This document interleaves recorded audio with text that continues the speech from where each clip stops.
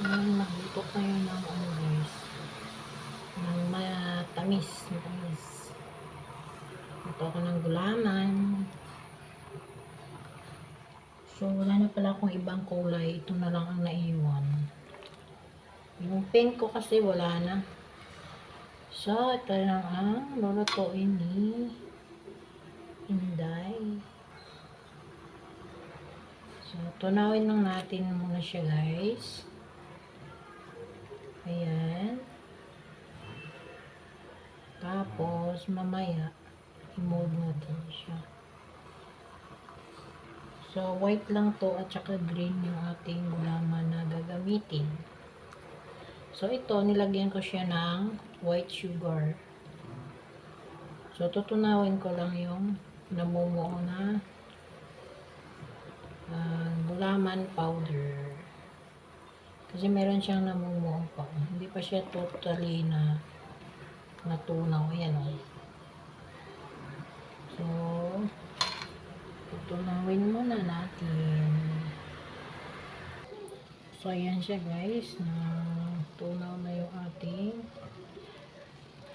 namumuong gulaman powder. At saka 6 cup itong water na nilagay ko sa isang pouch. Tapos, nilagyan ko siya ng sugar na 1.5 cup na white sugar. So, ayan. Lagay ko muna siya sa Tupperware. Ayan, i-cook ko na siya. So, ayan, ilipat natin siya dito muna guys.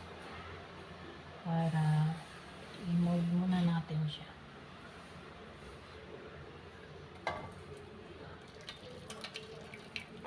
Lagyan natin siya dito. Ayan. So,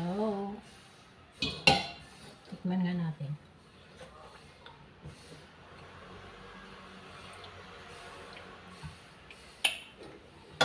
Okay lang. So, palamigin. Tapos, bago natin siya. Pag nagtigas na siya, bago ko siya i-slice. So, wait natin na siya ay tumigas. Yan. Yung ating gulaman. So, ayan na siya guys. Yung ating white gulaman. Ayan, kalo na siya. Lagyan ko siya ng condensed milk. Ayan. Diba? So, ready to. Buhos na doon sa ating molder. So, ipapakita ko sa inyo. Na-slice ko na. So, ayan. Ipakita ko sa inyo, guys. So, ito yung ating green jelly. Ayan. Yung gulaman natin na green. So, hinati ko siya, guys. Slice ko siya. Tapos, hinati ko na lang siya. Tapos, ilagay na natin yung ating white.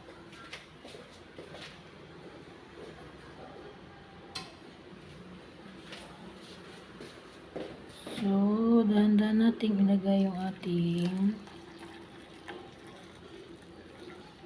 ayan, hatiin ko lang siya.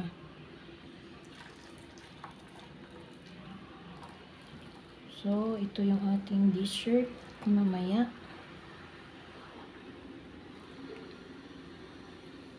So, yan siya guys.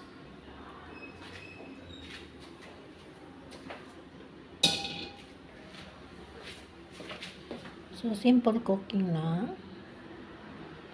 So, ipakita natin yung ating green.